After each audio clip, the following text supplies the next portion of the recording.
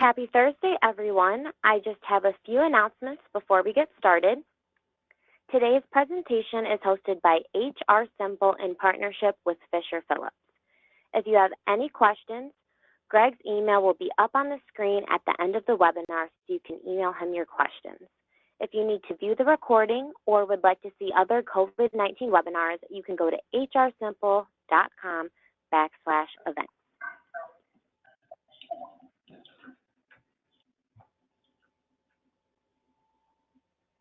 HRSimple provides federal and state-specific manuals.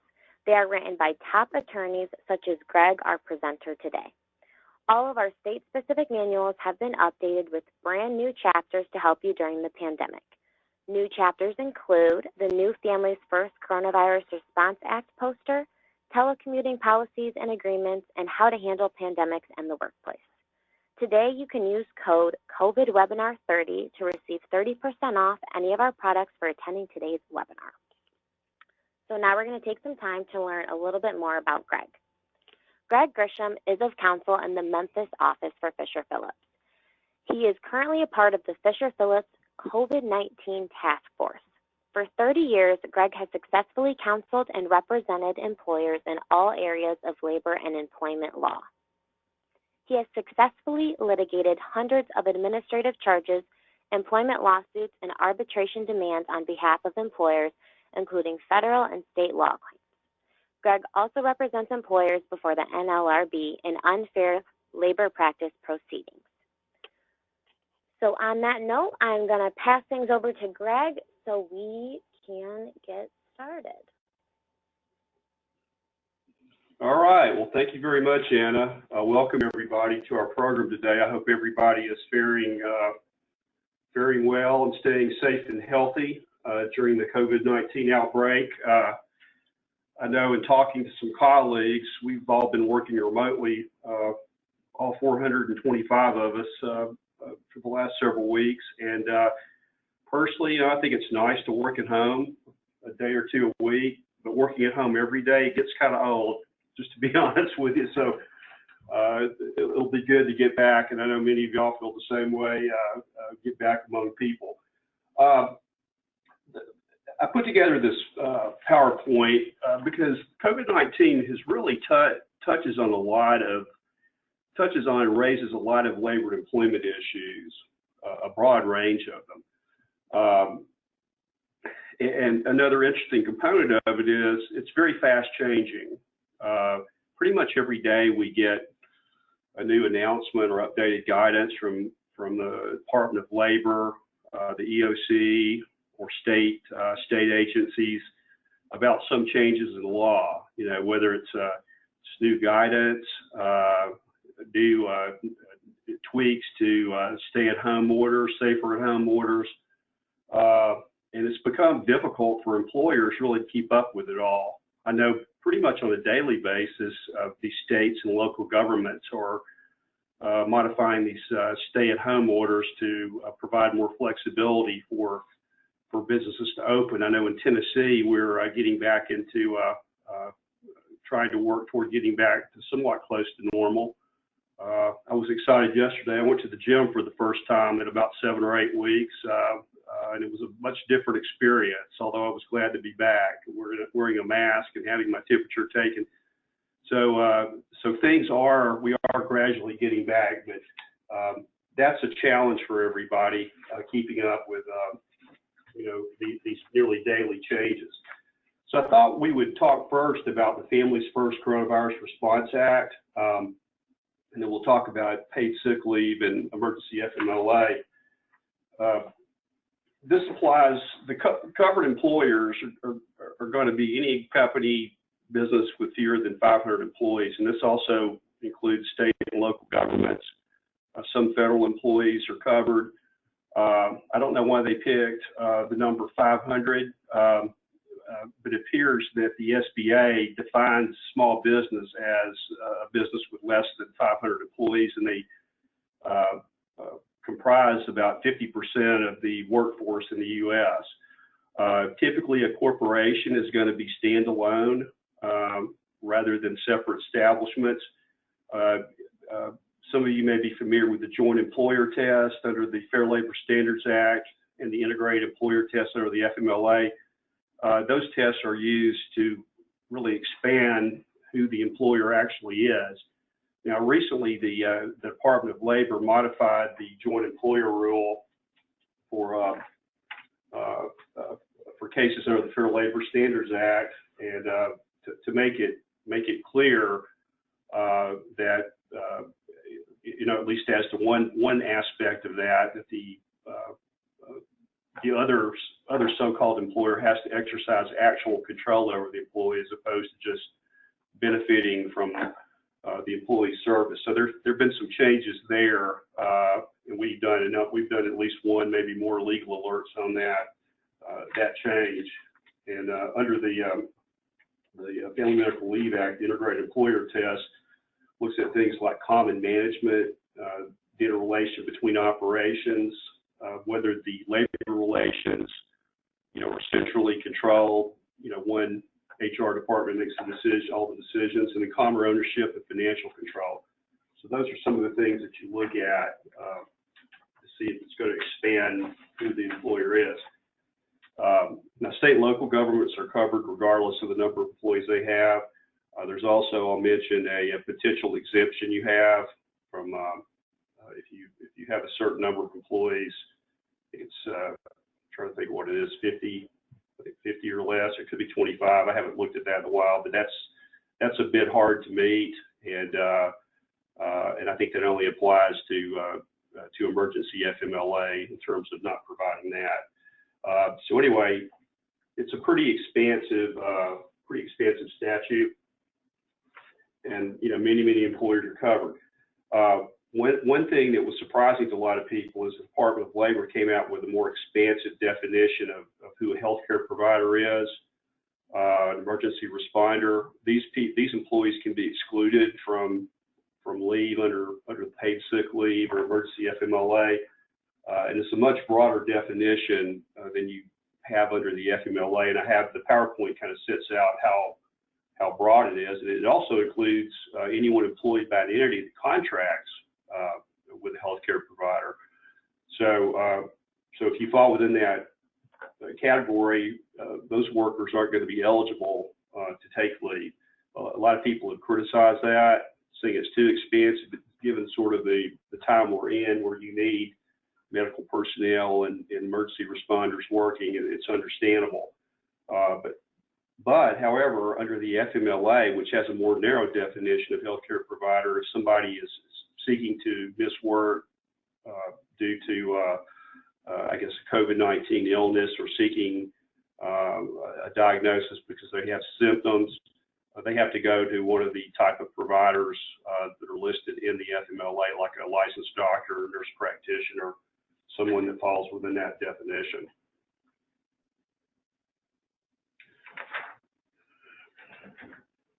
All right, so the Families First Coronavirus Response Act went into effect on August 1, and I think the DOL said they would start enforcing it maybe around April 1, and DOL said they would start enforcing it around the middle part or earlier part of April, and they have enforced it. I recently saw where they settled with an employer or cited employer for violating it just a couple of weeks ago. So I think they're very on top of this in terms of enforcing it, and I think this is an area too where you'll see employees, filing complaints with DOL. Even though they can, file a lawsuit potentially with the same remedies that are available under the FMLA. So let's talk about it for a second. So if you're an employee, if you work for an employer, and your work site closed prior to April 1, then you're not entitled to, you're not eligible under either for paid sick leave or emergency FMLA. If you're furloughed, the employee's furloughed on or after April 1. Let's say if we're furloughed, there's no work available for you, say on April 15, if you were entitled to paid sick leave or emergency FMLA, for the 15-day period, then you have to be compensated for it. If you're not eligible for it and you lose your job, the alternative is to file for unemployment, which is much more lucrative than it usually is with the federal $600 a week federal supplement that came into effect with the CARES Act. So it's important to know if you don't have work available for the person, if their job's been eliminated or the employer's closed, the person's not going to be eligible for paid sick leave, under these statutes. Now, one thing that's very important, I don't know if anyone who's on the call today has experienced this, but probably so. But a lot of people want to take off, either want paid sick leave or this emergency FMLA. And so, and people, I think, to their credit, they may think they're entitled to it when they're not. Some people may be just trying to work the system, which happens a lot. But something that's very important is to have good documentation. We came up with a form, for our clients, and I think it's actually on our website. We established basically turned our website into a COVID-19 resource center for employers, and I think we have some forms there. So it's important to have a form. If you don't have one, you can get one probably from our website for free. The form needs to be filled out, and you need to have some basic information. For example, you need to have, of course, the employee's name, the dates the leave's being taken, why they're taking the leave, because there are eligibility conditions for eligibility for each of the types of leave. And the employee also has to be unable to work or telework due to COVID-19 qualifying reason. If an employee can telework at home, they're not going to be eligible for either of these leaves.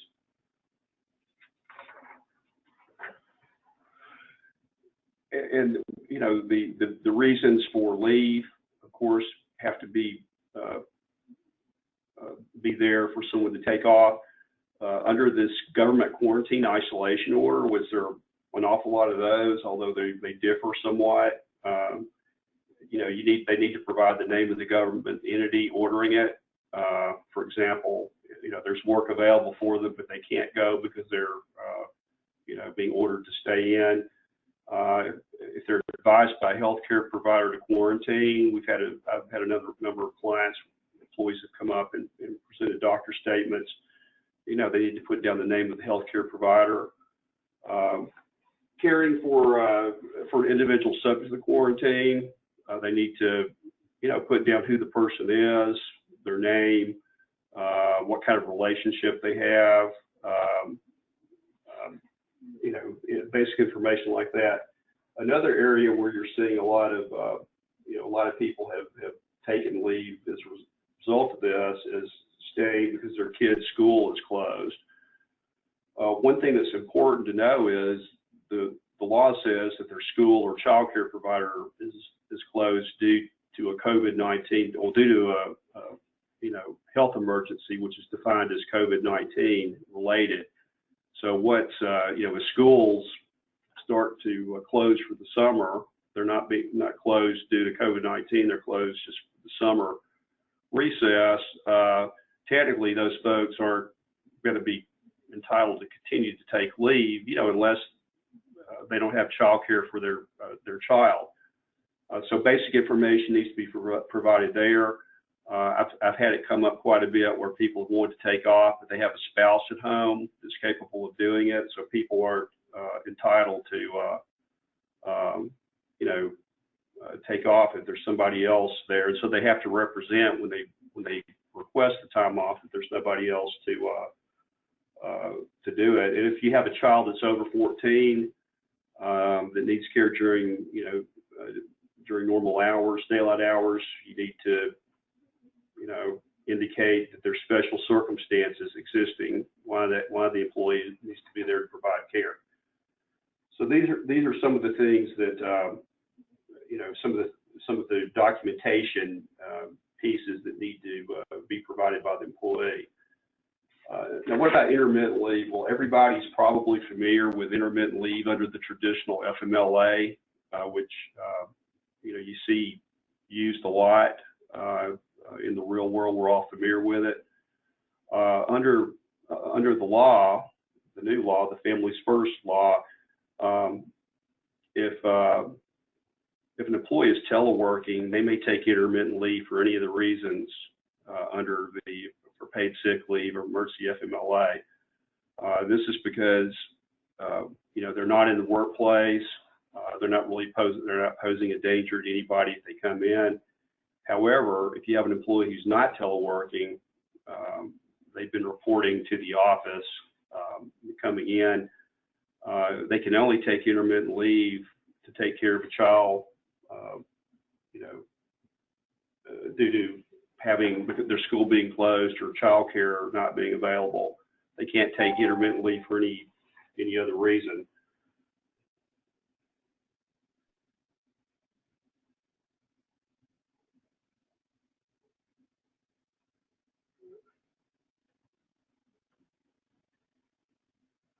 All right, let's talk about emergency paid sick leave.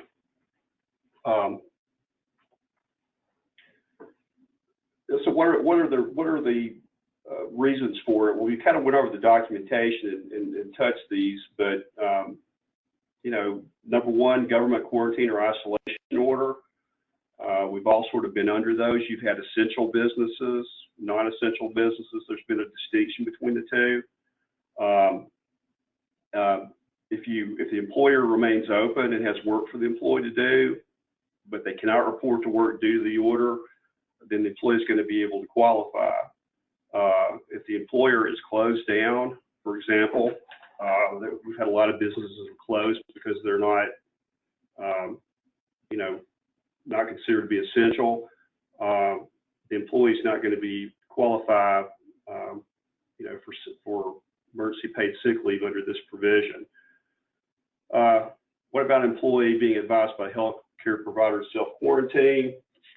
Well, you have a lot of employees, that we have a lot of conditions that put people more at risk to get COVID-19 or to, have complications from it. They're at higher risk. If you have a lot of people have gone to their doctors and gotten doctor statements, certainly in that circumstance, they would fall within the second condition for it. So they would be, entitled to the paid sick leave. But just remember too, after the paid sick leave expires, these people could very well be entitled to traditional FMLA leave. That's something that everybody needs to keep in mind. Not just that they're expected to come back to work once the paid sick leave's over. There could be a basis to continue it. Another thing too that's coming up a lot is if people don't have FMLA leave, if they're qualify as a disabled person under the ADA, they could very well be entitled to an accommodation under the ADA for an unpaid leave of absence. That's always, courts consider unpaid leave of absence a reasonable accommodation as long as it's not open-ended, as a general rule. So keep that in mind. If an employee is experiencing symptoms of COVID-19 seeking a diagnosis, once again, those folks are eligible and they may also be entitled to FMLA leave once the traditional FMLA leave once their usage, they use up the paid sick leave, or they might even be able to get an accommodation under the ADA. Now, the fourth point, caring for someone who's subject to an order to self-quarantine.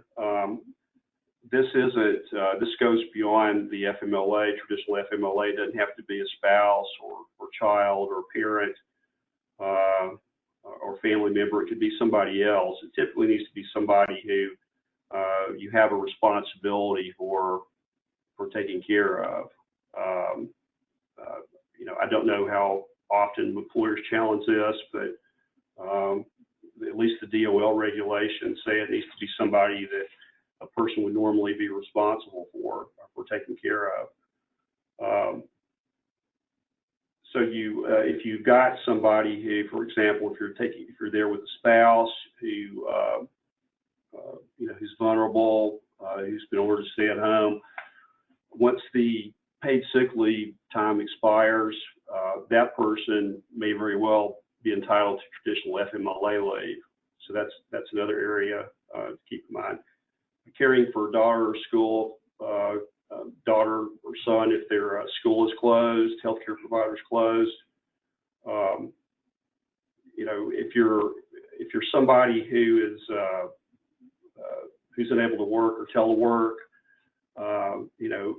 you certainly can take off time there. But once again, it's important to know, important to get the person to represent that there's nobody else to do it. I've had situations where you've had older siblings living at home. Maybe they were off, their college was closed and they were doing everything online.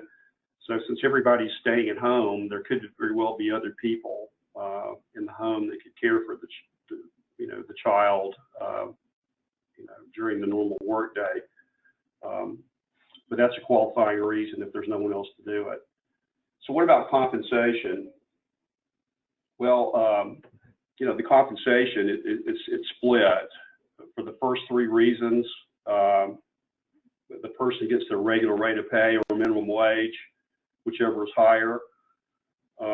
There's also a cap under that category for $511 a day, or $51.10 in the aggregate per person. So there's a limit on how much people can get.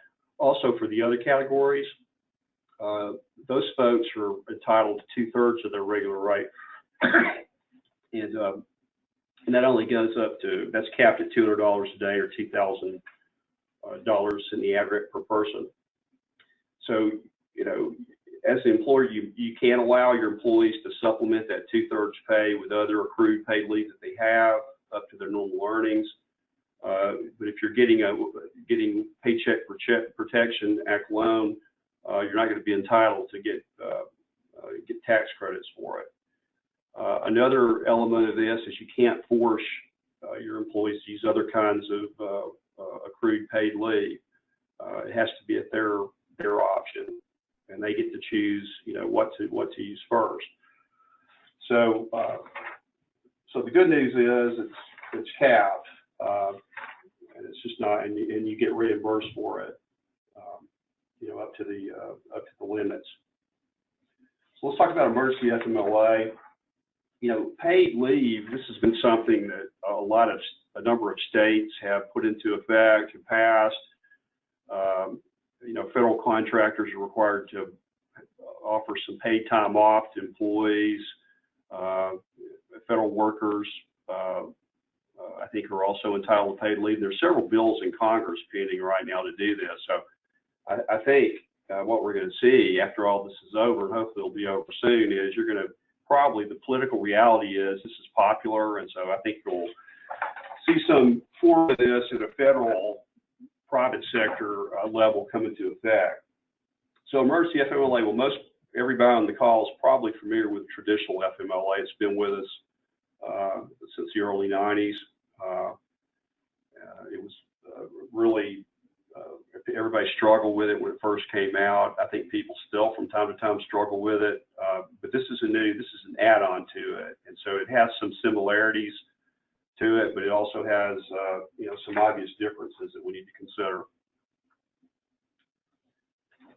All right, so emergency FMLA gives people 12 weeks of leave it's really another basis for leave under the FMLA. You get 12 weeks. The first 2 weeks may be unpaid. So it's really 10 weeks of paid leave. And the paid leave is at 2/3 the employee's regular rate of pay, which is going to be capped at $200 a day, or $10,000 total per employee. Now, employees, may elect to substitute accrued paid leave off to cover any portion of the first 10 days. They may or may not be, eligible for emergency paid sick leave for the first 10 days. They may want to use vacation, so they can certainly do that, but you can't you can't require the employees to do it at that point. Remaining leave, once again, at 2/3 of the regular rate. Employees can, may allow them to supplement the 2/3 pay with other accrued paid leave. And you may require people to use available time off concurrently, but you can't, for example, it's important to note that you can't, for example, require them to use medical or sick leave, for emergency FMLA purposes, if the employee's not sick. It has to be some other form. So those are some important things to know. Restoration rights. Everybody knows under the FMLA that, unless you qualify as a key employer, the employee typically has restoration rights when they return from leave. Now, the exceptions to that have always been that if you would have lost your job anyway, for example, if the employer has a reduction in force and shuts down a plant, shuts down an office facility, if you would have lost your job anyway, you're not entitled to restoration. We have situations where this comes up not infrequently, where maybe the employer is investigating the employee gets sick, it goes off on FMLA, and anyway, you find the employee is been engaged in misconduct, and so they get fired. And so in that situation, if they would have been fired for cause regardless, they obviously don't have to be restored. You see a lot of those cases, unfortunately, a lot of them end up in lawsuits. So those are the normal rules. The emergency FMLA says if you have fewer than 25 employees, traditional FMLA reinstatement rights do not apply. And those are the PowerPoint sets out what the exceptions are. Basically, it's not dramatically different than the traditional reasons for not doing it. The job was lost due to economic reasons. As long as you make reasonable efforts to offer the person an equivalent job, contact the person for up to 1 year after the job was lost. Another difference in emergency FMLA is, the normal eligibility requirements don't apply. If the person has been working for 30 days, they're eligible. The 50 employees within the 75-mile radius, eligibility requirements don't apply for emergency FMLA, so it is different also in that regard. All right, so, and this is a point of confusion, I find. This emergency FMLA addition to traditional FMLA, it's also temporary because it only goes through December 31 unless it gets extended. It doesn't give you an extra 12 weeks, for example. So if you don't have 12 weeks for traditional FMLA and then 12 weeks emergency FMLA, you have 12 weeks total. It's just really another reason for FMLA that has some different requirements. It has easier, relaxed eligibility requirements. So you can have, for example, if somebody, and there's some examples in the PowerPoint, you can have people that, in a 12-month rolling period, whatever 12-month period you use, if they've had 5 weeks, have been off 5 weeks for traditional FMLA usage and are back at work, they can take up to 7 weeks, of leave for emergency FMLA during that 12-month period. You might have a situation where your FMLA year, eligibility year, maybe starts over in the middle of the year or something. So they might be able to use all 12 weeks, but they're limited to using 12 weeks up until through December 31. So I think that's an important distinction. It doesn't give you an additional 12 weeks, giving you 24 weeks under the FMLA. And I've actually had some folks be confused by that, so I wanted to mention it. Now, workplace safety. Everybody, people are always concerned about workplace safety. It's vitally important just to protect people, to hold down workers' comp claims, and just, it's required by law. And there are a couple things I wanted to mention here because everybody's thinking about it. For some employers that haven't been opening, they're starting to reopen and let people come back into work. It's good to really think a lot about workplace safety. Now, one thing that's been with us since the 70s, the OSHA's general duty clause.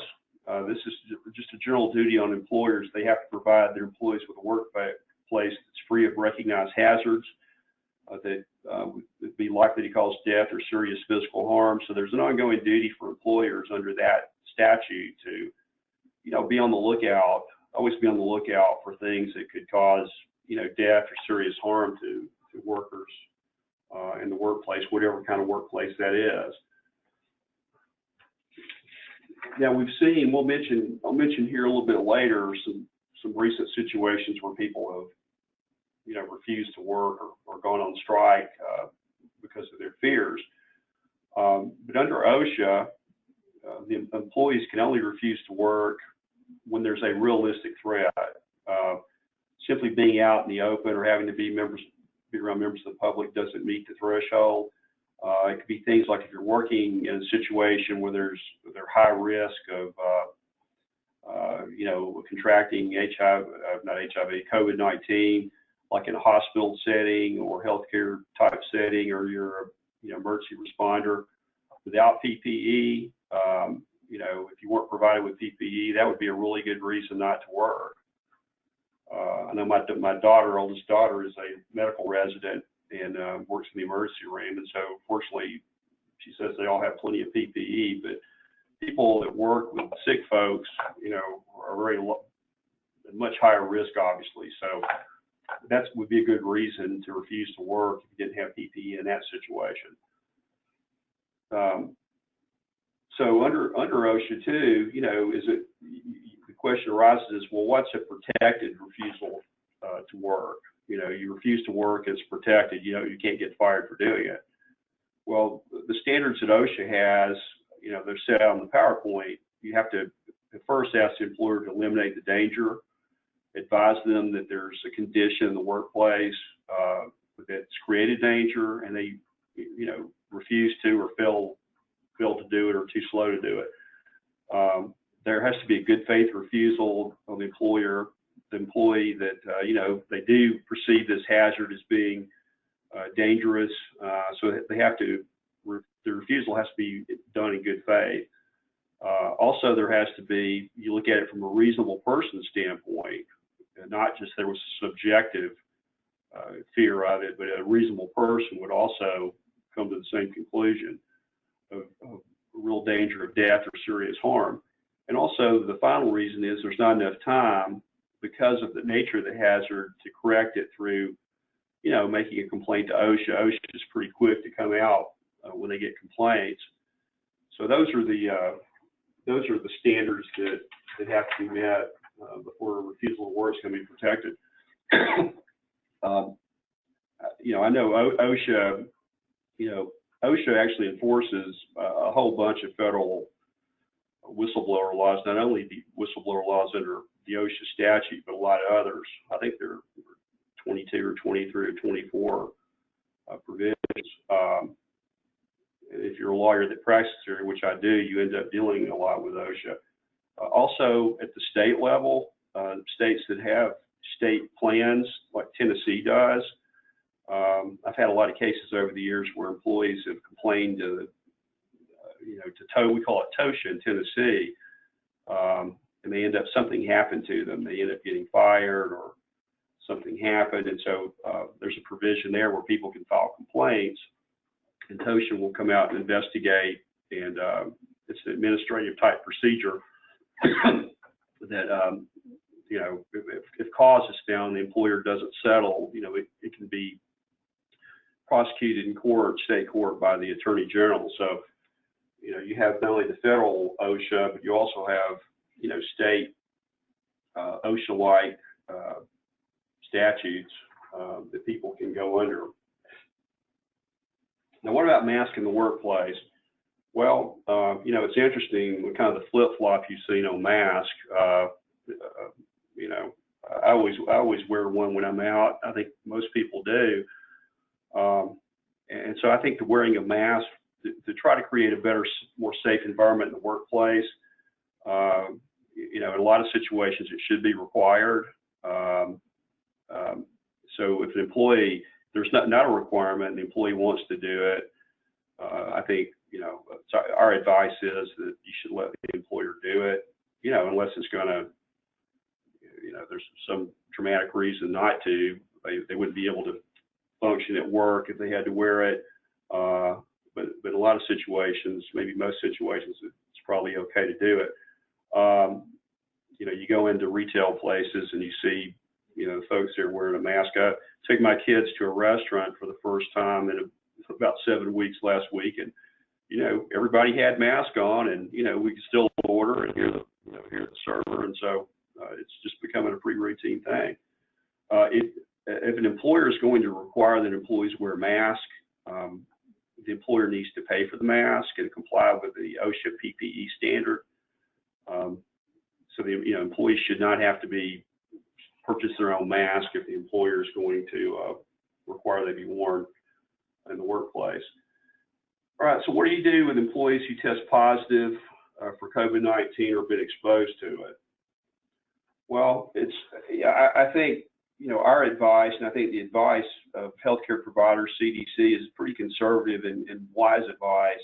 If you've got people who've been diagnosed or tested positive, you know, they need to be at home, stay at home until their healthcare provider says they can return to work. You know, a lot of people, seemingly the vast majority of people either have very light symptoms or no symptoms, but, you know, you've got to certainly let the illness clear up and so the person's not contagious. So you can get, you know, require them to you know, bring you a doctor's note and say they're released to come back to work. DOC has indicated in their guidance that it's okay to ask for a doctor's note in that situation. If you had employees who've been exposed but they haven't had any symptoms, you know, the advice is to keep them at home for 14 days before they come back, and you know, it's not a bad idea either to ask for a doctor's note for those people.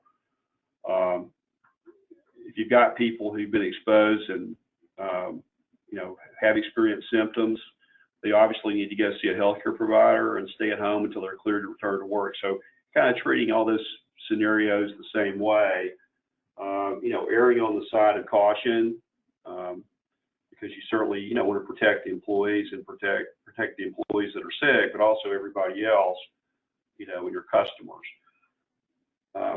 Now, CDC has some relaxed guidelines for people who qualify as critical infrastructure workers. The CISA has, their website has, you know, has all these groups listed, the industries and the types of businesses that are considered to be critical infrastructure. If you've got people who've been potentially exposed, you know, and aren't having symptoms, here's some guidelines under which they can come back and work. You know, you have to check them out, make sure they wear a face mask, practice social distancing, clean and disinfect, and they have to self-monitor to make sure that they're, you know, aren't developing symptoms. Because if they do start developing symptoms, you know, they need to go home, and this needs to be done on a regular basis every work day. So COVID-19 exposure, treat all suspected cases as a confirmed case. You know, once again, err on the side of caution, have the potentially infected person stay home until they're cleared by the doctor, by a medical provider. You know, you also need to, if the person worked with other people, you know, work closely with other people, you know, for any period of time, within a couple of days prior to the onset of symptoms, you know, you should send those people home too for 14 days and have them self-monitor and, of course, go to the doctor if symptoms develop and make sure they're released. You know, everything's fine before they come back. Now, EOC, everybody On the call, I'm sure is very familiar with the Americans with Disabilities Act.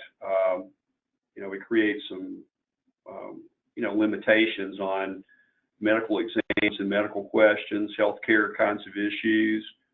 And the EOC has put out some good guidance, and I, commend to everybody to check out the EOC guidance. It has a lot of good information on what you're permitted to do.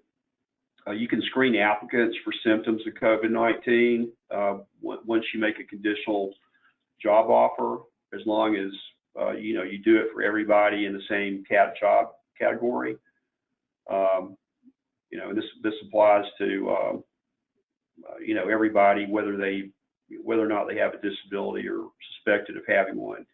So it's perfectly fine to do it. You certainly don't want to ask questions, on the front end, or screen people that way, as the ADA prohibits it.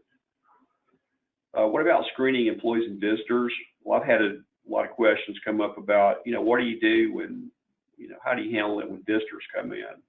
Well, my advice, and I think the advice of our firm is, you need to, a visitor who comes in who's infected can infect other people. So you need to, take precautions, whether it's an employee or visitor, check their temperature. You can ask them if they've been in contact with anyone who's, if they've had symptoms of COVID-19, and there's some specific symptoms that people have, or if they've been in contact with anybody. So make sure that not only you screen employees coming in each day, but you also screen visitors. I got a question the other day, had several questions about, well, what do you do about delivery people? Which I would put them under the category of visitors. So I think the same thing needs to apply there. So anybody can come in and, infect other people in the office. So you need to do the same thing, whether they be business guests, vendors, delivery people, whoever.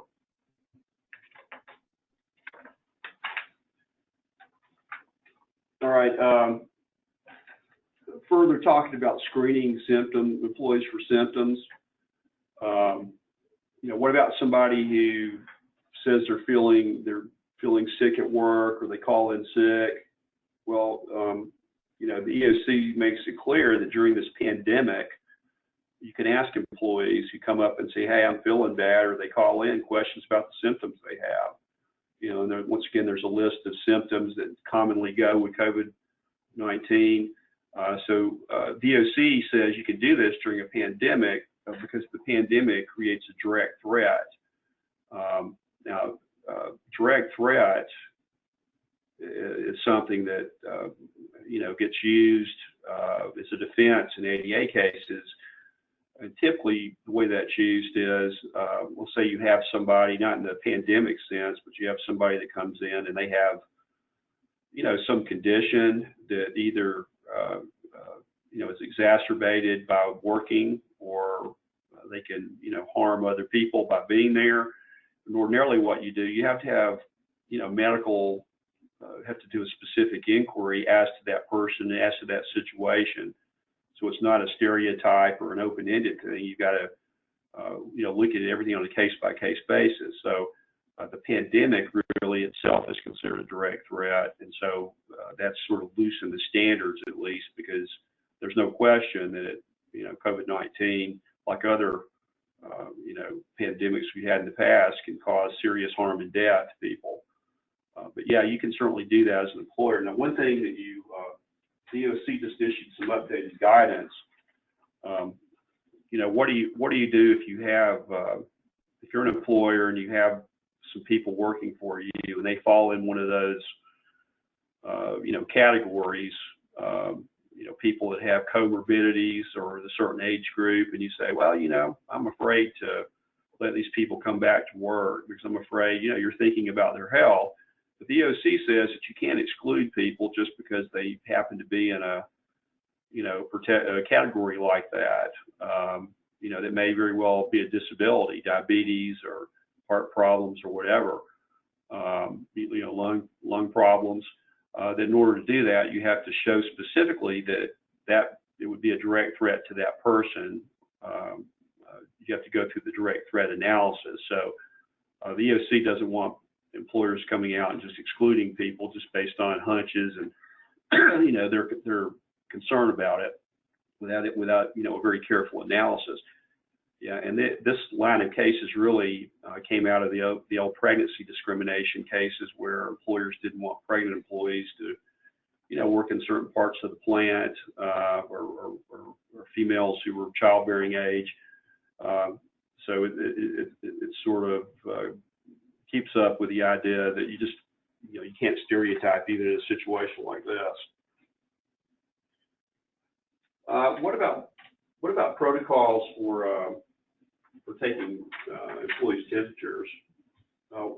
We put together a checklist, reopening checklist, which I think includes this. This is one of the resources we have on our website, but I put it here because you need to put some thought into it and do it correctly, which I think pretty much everybody's doing this. People are doing it.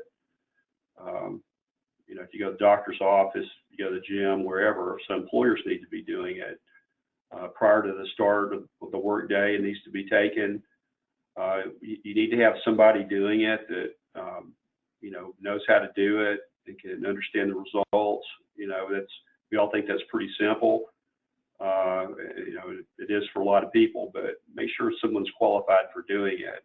And the temperature threshold from CDC is 100.4 or greater for COVID-19. If you get people who are waiting to have their temperatures taken, they need to remain 6 feet apart. They shouldn't get close together in a line. I know now we have the scan thermometers, if you can find them, where you don't have to put it up to someone's forehead. But if you do, it needs to be disinfected. Between uses, you don't want to reuse something that's coming into contact unless it's been sanitized. And also, you don't need to disclose, the temperatures. You can record it and keep the information to show that you did it, but you should keep it confidential because it's really health information, and the ADA requires employers to keep health information confidential. It still amazes me. You see a lot of situations where some employers, put healthcare information in with employees' personnel file, but always remember it's vitally important to, have a separate health or medical file, separate and apart from the personnel file that's kept confidential. The EOC, if they come in and do an on-site and look through personnel files and they see medical information, will cite you for that. So what do? Well, if you take an employee's temperature, it really should be taken. There should be a room where people walk in and it's taken. If you have somebody who has an elevated temperature, the person, once again, this needs to be kept confidential, but the person needs to, try to discreetly leave, leave work, because you don't need to keep anyone around. Have them linger in the workplace, if they have an elevated fever. Employees, all employees, whether you've been open or you're reopening, employees need to tell, management if they start getting sick during the workday. Another thing too is, and I don't always know that this is done, but if you have people who are taking the temperatures, they should be provided with proper PPE. Now, I dropped a note in here. We have 5 offices in California. Of course, there's a lot going on in California, but there's the California Consumer Privacy Act there in California, and a compliant notice has to be provided to the employees when you take their temperature if you're in California. Now, once again, confidentiality of medical information. The question, this is from the EOC guidance, do you have to create a new medical file system solely for, taking the employee's temperature, or the employee coming forward and saying, hey, they're either infected or may be infected. The answer to that is you don't have to create a separate file. That type of information is properly placed in the employee's medical file. I've seen, even employers that do a good job with it, I've seen from time to time, personnel files that have doctor's notes in there and things like that. So all of that needs to be in the confidential medical file, because we are developing. You don't develop this much information about employees' medical conditions since we're doing this on an ongoing basis. So you need to have a provision where you're continually, updating, putting the information in the confidential file. Now, what about withdrawing offers of employment or postponing start dates? Well, the EOC says that you certainly, not only may, but you must delay the start date of somebody an applicant who has COVID-19 or is having the symptoms, because, you shouldn't have someone in the workplace, who's going to be physically present in the workplace, that's ill. The same thing goes for withdrawing a job offer. If you need someone to start immediately, but they have COVID-19 or they may have symptoms of it, you can withdraw the job offer because those people can't safely be in the workplace. Now, what about reporting rehires to unemployment agencies? Well, I think Congress, when they passed this CARES Act and provided for this expansion of unemployment to people who didn't typically get it, and also the $600 a week extra payment in addition to whatever the state weekly benefit is, I don't think they had really thought it through on what that was going to do to human nature. And I don't know if anyone on the call listening in today has had this experience, but we're seeing clients who, some have been closed, but they're reopening. With the reopening across the country of quote non-essential businesses, to try to get their employees back. They want them to come back, but they had to close, and these people, were getting unemployment. They were laid off because there wasn't work for them to do, and a lot of people are reluctant to come back to work, not because they're afraid, but they can make, some people locally say, well, I can make more money on unemployment than I can working. So that creates a problem.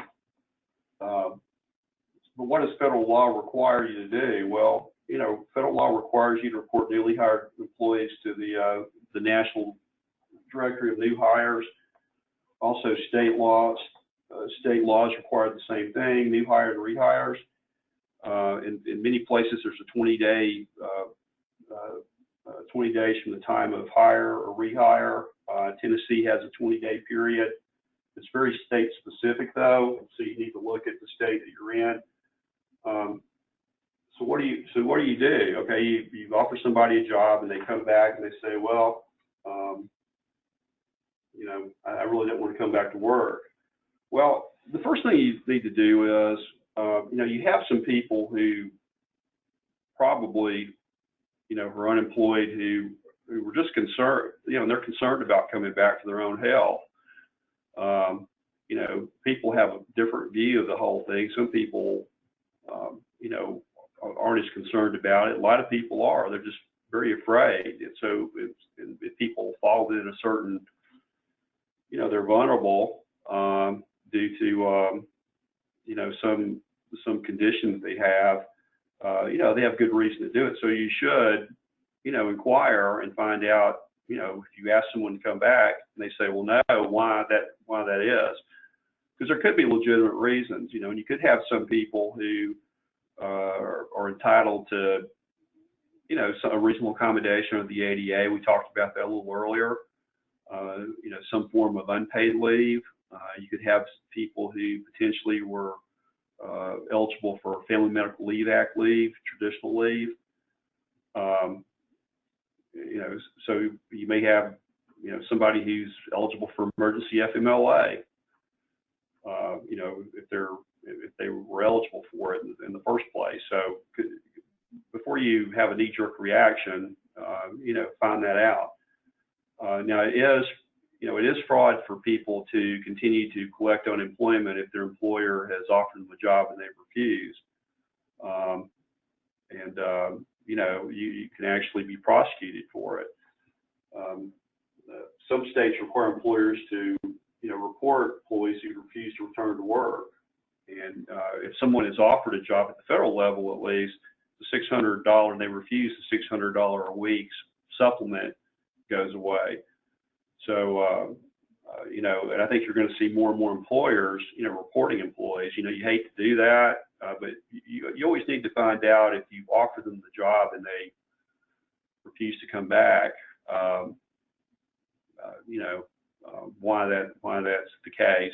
See, make sure that there's a legitimate reason, that not to just they would prefer to be off and be paid, maybe possibly more money than they're making working.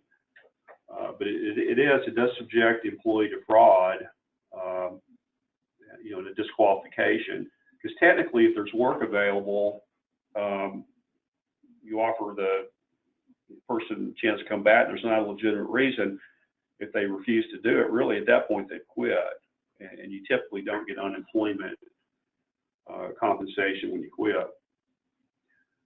All right, let's talk for a minute about plant closings and mass layoffs. That's always one of the sadder things I do as a lawyer, is when you have clients contact you and say, we're going to have to close down the so-and-so plant because we just, and there are different reasons for it. We generally have economic reasons, always have economic reasons for doing it. But,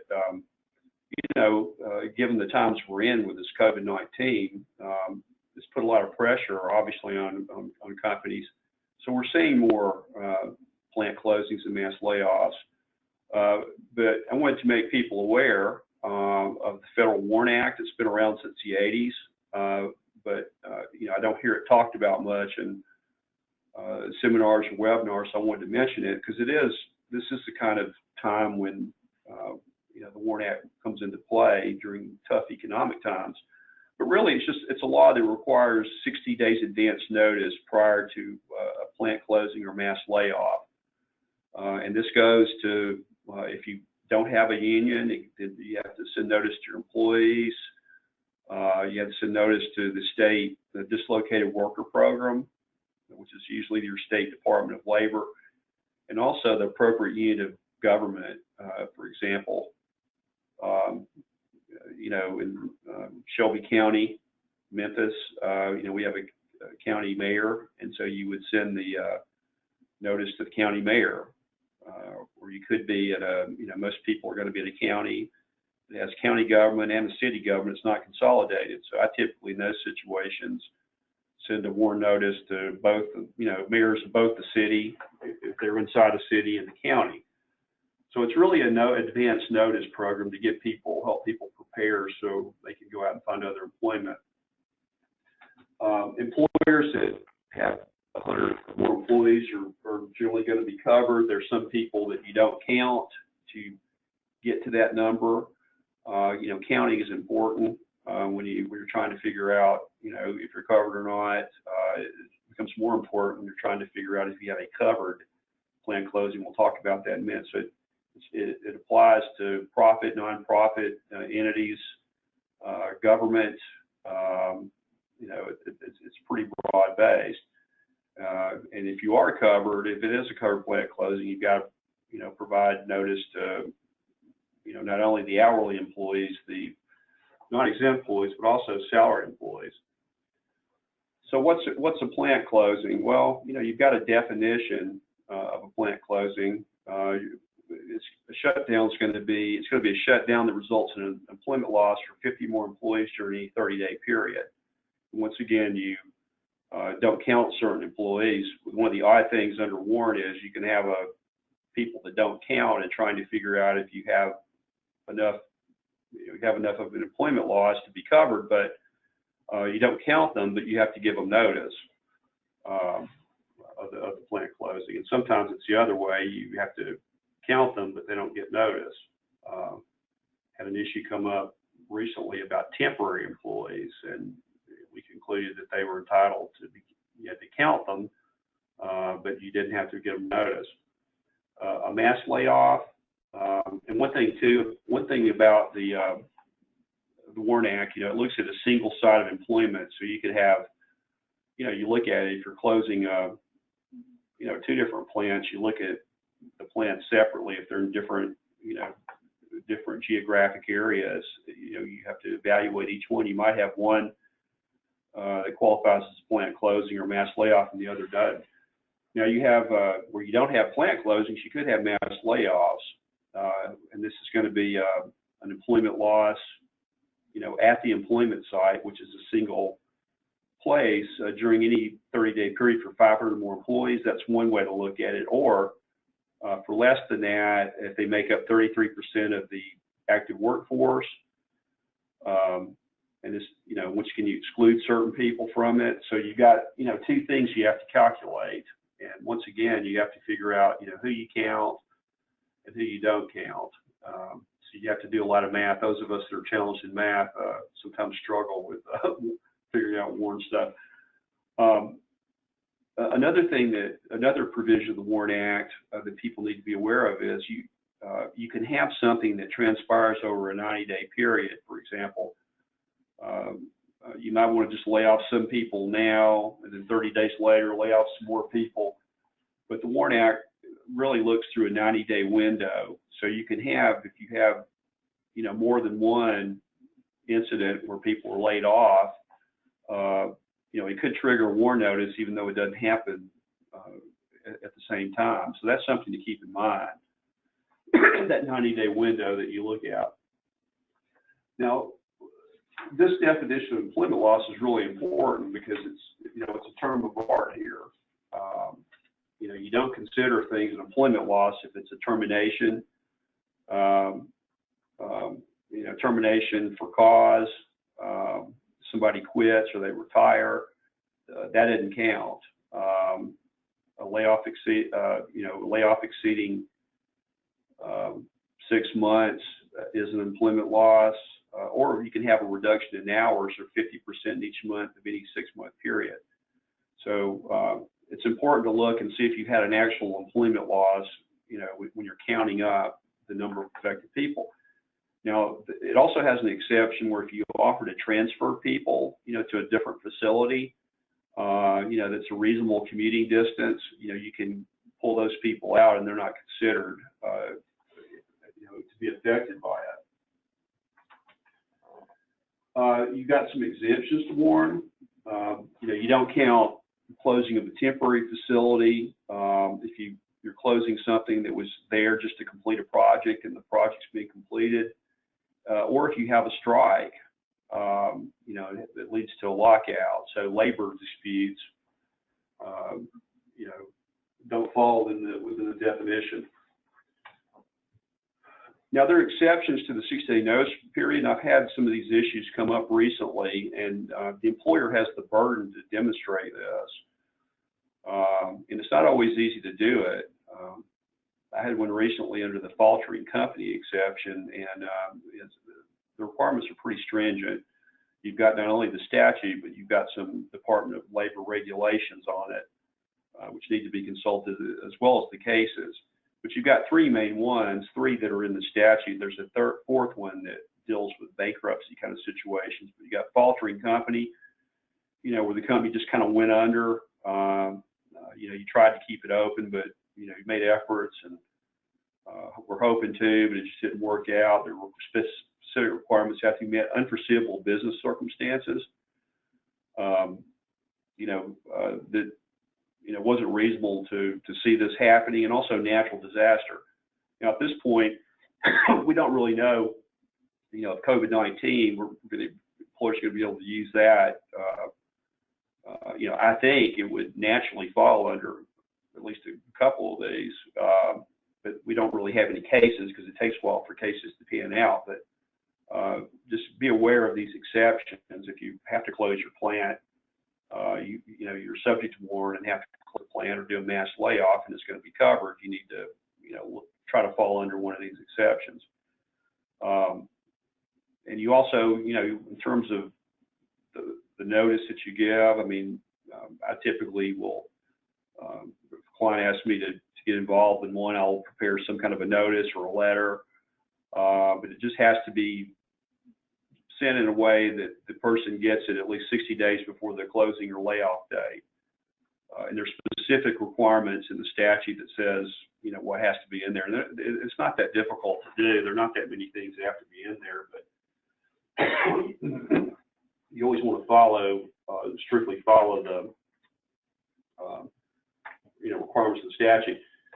So you don't have that many states that have plant closing laws. There are 7 states, and I'll mention 4 of them. Well, Tennessee has a plant closing law, but it doesn't require advance notice, you know, like 60 days advance notice. It's not that difficult to comply with.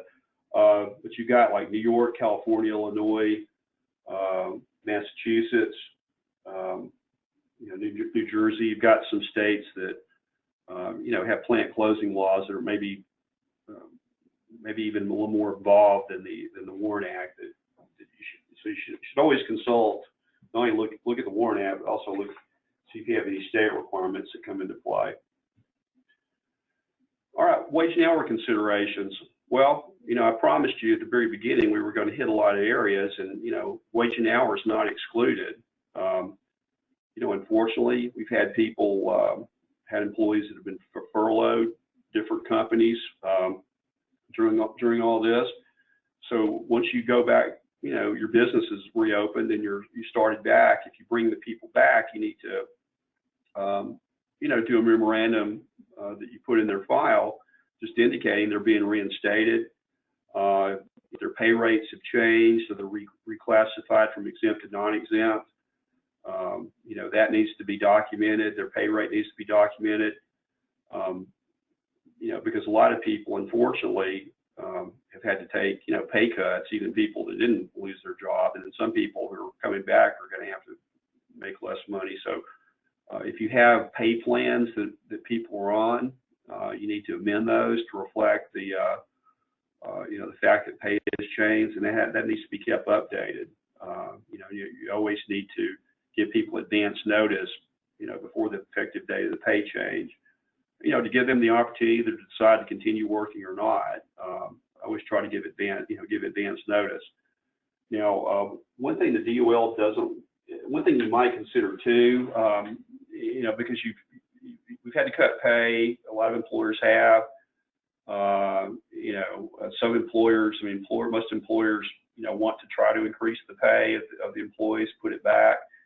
But what you have to consider is, before you do it is, you know, since there is some talk of maybe having another wave of COVID-19 in the fall, you know, should you go ahead and do that, or should you wait? Because, you know, it's a bit of morale, you know, kind of destroys morale when pay gets cut. So, you know, do you increase the pay and then, you know, you may have to cut it back later?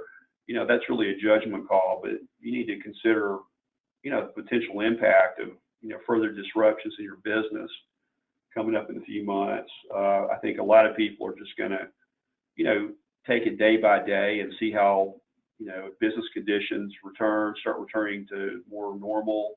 You don't, you know, see another wave of COVID-19 cases coming in. You know, as you go forward in a few months, maybe you could reinstate the pay. So it all depends on your business level and a variety of factors. Also, too, the DOL doesn't like to see changes to salaried employees' pay. Most of you know, or many of you may know on the phone, you know, there are you know, limitations on your ability to make deductions from the pay of salaried employees, so you don't jeopardize their exempt status. And also, if you have salaried employees that work any part of a week, unless one of the exceptions applies, they have to be paid their full pay. So just be aware of that. I think the advice we give our clients is, you know, if you're going to have to change pay, don't do it too frequently. You know, don't change it more than once every 3 months, which that even seems a lot. But just be wary of that. Now, if you have bonus programs that have been changed, you know, that needs to be reflected. Now, you can have discretionary bonuses. which aren't included in the regular rate for overtime purposes, and you can have, non-discretionary bonuses, which are, bonuses related to production and work, that the employees are aware of and kind of expect. So make sure that you document the status of those bonuses and keep up with them for the period of time in which they apply. If they've changed in any way, that needs to be documented, because these non-discretionary bonuses, factor into the regular rate, and that, of course, is the rate we use to calculate overtime. And I know some employers have instituted hazard pay during the crisis, and they also have it, during other times. But before you, stop hazard pay, if you decide to change it, that could create issues. And if you have a union and have a union contract, that could create, issues, potential unfair labor practice charges, and it certainly would harm morale. If you have loans made to employees or benefits paid, and you want to have people repay it, you need to pay attention to state law. All states, I think just about every state has a state wage payment law. Tennessee has it. There's also a statute in Tennessee where if you're going to make deductions from the pay of employees, there's certain hoops you have to jump through. So make sure that you get guidance, you're familiar with the statute, whatever state you're in, to get the proper documentation to authorize that. Also be wary of where you have fewer people working.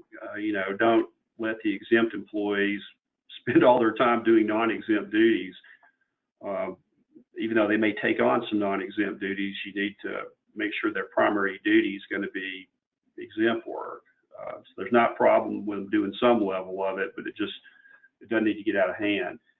And also, if you have people working on a reduced schedule, make sure that you do a good job of capturing their time. Timekeeping is vitally important all the time. But make sure that they're continuing to report their time in the way you want them to. Our final area is National Labor Relations Board. I think a lot of employers, for years thought, well, that really doesn't apply to me. I don't have a union. Well, it applies whether you have a union or not in certain circumstances. And most employers, in the private sector are going to be covered by the National Labor Relations Act. Back during the Obama administration, the board was very activist in finding there's a section called Section 7 of the Act that protects employees in the exercise of certain rights where they engage in concerted activity, which is two or more employees, taking some action for their mutual aid and protection. And you could even have one employee who's representing a group, doing it to be protected. So, and you're seeing more of this now, during the COVID-19 outbreak. And I want to bring that to your attention. They started really getting pretty involved with handbooks, saying that certain handbook language, which had been around for 30 years, chilled employees in the exercise of their Section 7 rights. So they've eased up on that with the new board. But here's some examples of what concerted activities would be. And safety is a big issue, not only wages and things like that, but improving workplace conditions. Safety concerns can be. And also protests about COVID-19 may also be protected. We have some recent refusals to work that are in the news, where they were basically, and even some had collective bargaining agreements that probably had no strike provisions. So you're seeing a lot more of this. We have a group of attorneys who primarily work in the traditional labor law area who are extremely busy at the moment, and I practice in the area too. So it's an interesting time because you're seeing a lot of these work stoppages, which we haven't seen for many. We haven't seen this many in quite some time. So if you have people who come up and protest because of some safety concern, don't just unilaterally say, well, y'all are fired, because it might very well be protected, protected concerted activity. And you could also, as we mentioned, it could be something under OSHA, potentially protected there. So anyway, folks, I think our time is up today. Thanks so much for calling in and listening to the webinar. If you have any follow-up questions after the webinar, my email address is here on the last page and phone number. Please feel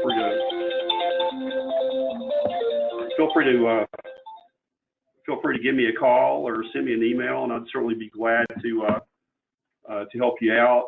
So we're a national labor firm with 37 offices around the country, including 2 in Tennessee. So we're glad to help our clients and employers, try to weather this storm. So everybody stay safe and healthy, and please tune in for the next HRSimple webinar. Thank you.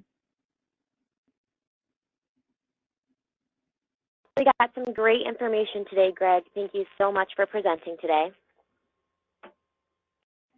If anyone has any additional questions, please, thank you, Greg. If anyone has any additional questions, please email me at anna@hrsimple.com. I'll be happy to forward those on.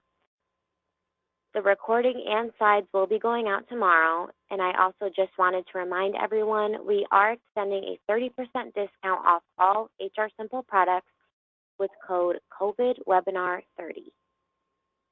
Thank you so much, everyone, and stay safe.